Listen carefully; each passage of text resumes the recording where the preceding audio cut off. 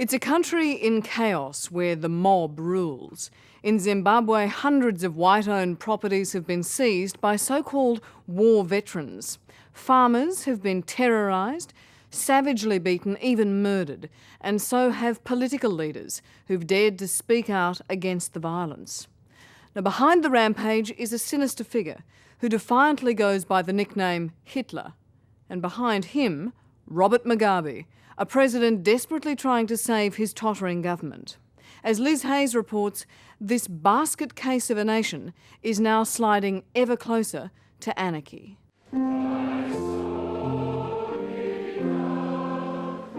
Maria Stevens weeps for her husband, another victim of Zimbabwe's undeclared civil war. His death took place as a result of a difficult political situation in this country. The simple but terrible truth is that David Stevens died because he was white and because he opposed President Robert Mugabe. His life and his life's work, his farm, was snatched from him by a lawless mob.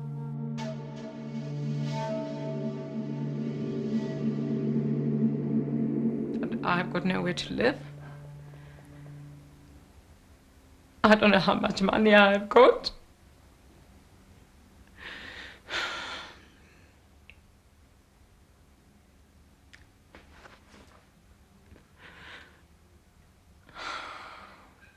But one has to be positive, and people have been good. Now I'll fight it through. Beyond the grief, there's bitterness and understandable anger. Maria Stevens wasn't on their farm when it was invaded. She had a message from David telling her there was trouble, then heard nothing more. She knows he was tortured, then shot in the head. And she knows who's to blame. Who do you blame for your husband's death? The president for allowing us to get into this dreadful mess. President Mugabe. Mm. You hold him personally responsible? He and his party, yes. We don't trust the government anymore. I hold him responsible for 11 million people suffering in this country. But this wasn't an isolated act of terror. At the same time, another 5 farmers were kidnapped, among them Stuart Gemmell. I mean, they beat us with whips, sticks, big thick sticks. When the whip broke, they beat us with a handle. They beat us on the soles of our feet. They burnt us with cigarettes. They cut us with hot knives. These are, around here, these are cigarette burns.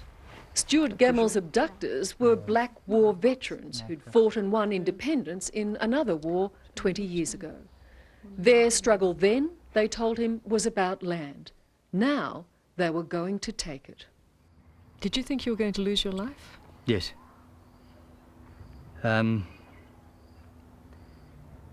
They had our hands tied behind our backs and our feet tied together. And at one time they said, "Lie down, we're going to shoot you." And they pointed a .303 at my head. But it jammed. Someone was looking after me big time. I don't know what you do when something like that happens. What went through your mind? I just said goodbye to my wife. And then started saying the Lord's Prayer. And waited. Stuart Gemmell managed to escape, only to learn that his friend David Stevens was dead. When you heard that Dave Stevens had died, that must have been a dreadful blow. It was, yeah. I just burst into tears. That was the day the world finally woke up to what was happening here in Zimbabwe and what President Mugabe was up to, how he would stop at nothing to stay in power. 20 years ago, when he toppled the white regime that ruled this country, he promised his freedom fighters would be rewarded with land. Unleashing the so-called war veterans is his desperate way of keeping that promise, even if innocent people die in the process. And they won't win the fight, we will win it. And if the whites were in any doubt, The president has, on more than one occasion, set the record straight in brutal fashion.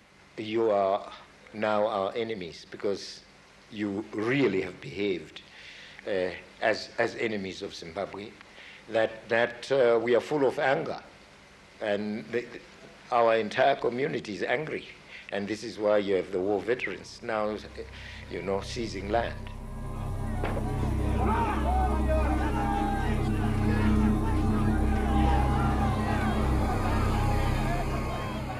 We want them to understand that they are a part of a nation, not a separate group of people because of their skin. No. His name is Dr. Hitler Hunsby, and right now he's one of Zimbabwe's most powerful men. He is the leader of the war veterans, the henchmen, ready to do the president's dirty work.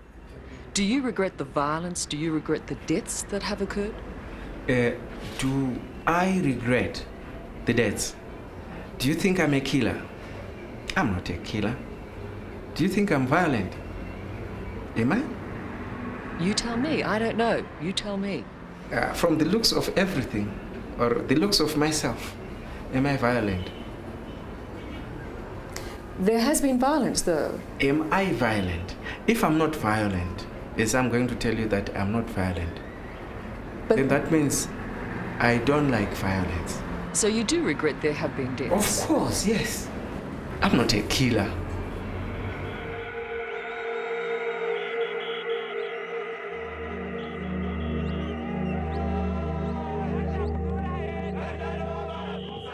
People who have gone into the farms are not getting out until they see real progress taking place in terms of redistribution of the land. Chen Chimutawende is the Minister of Information in Mugabe's ruling party, ZANU-PF.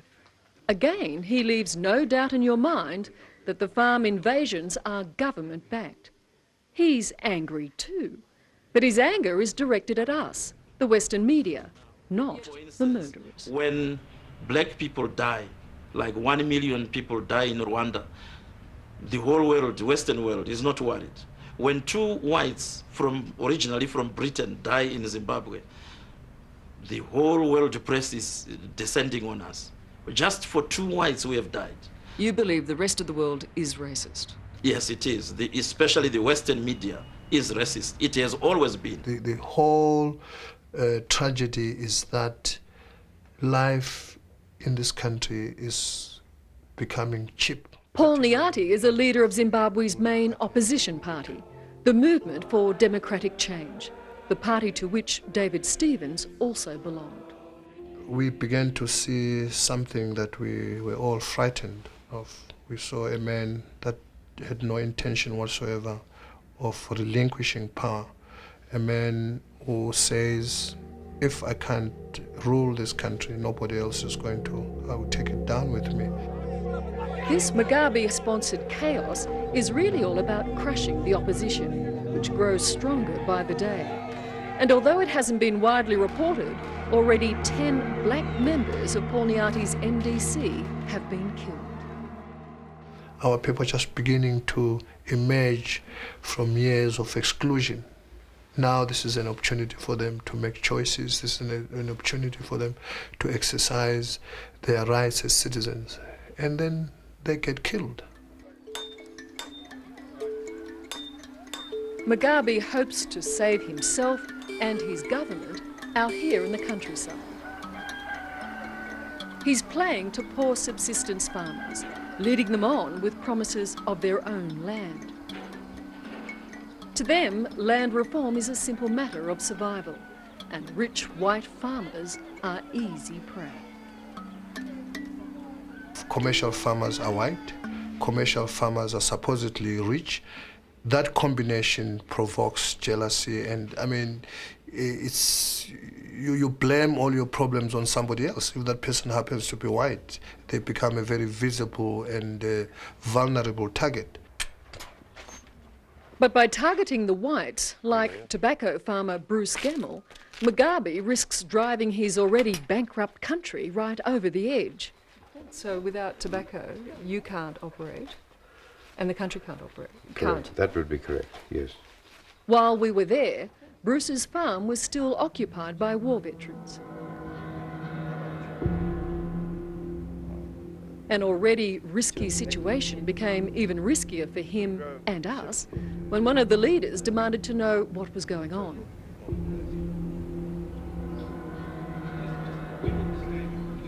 We filmed from a distance as Bruce delicately negotiated his way out of this latest crisis.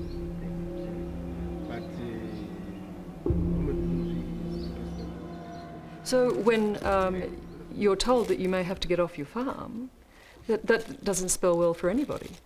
No, of course it doesn't. No, that's the tragedy and the stupidity of the whole thing. It's just sort of self-destruction of a nation. The saddest part of this whole sorry mess is there has to be a fairer distribution of land. Nor are the white farmers entirely blameless. For the past 20 years, they have lived well and lived apart from their black countrymen. But to have to question President Mugabe's idea of a solution, deadly political conflict, racial hatred, and the handing out of land to his supporters and cronies. Do you believe President Mugabe is corrupt? I don't believe it, I know it. A man who stands up in a public platform and advocates the murder of opponents can only be described as corrupt. The man that accumulates wealth that is not related to his earnings can only be corrupt. And the man who actually believes that using racism as a card for retaining power can be described, in my view, as corrupt. Mob rule and mayhem, a country falling apart at the seams, where murder is no longer a crime. Where not even the High Court, which ruled the farm invasions illegal, can rein in Mugabe and his henchmen. So there's no such thing as an invasion, and there's no such thing as a squatter. There is nothing like that. You clearly disagreed with the High Court, and that was... You are telling me that? Is it not true? You are telling me that? What do you want the High Court to do with me? Send me to jail? Eh? No.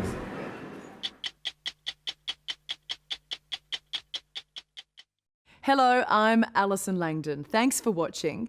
To keep up with the latest from 60 Minutes Australia, make sure you subscribe to our channel. You can also download the 9Now app for full episodes and other exclusive 60 Minutes content.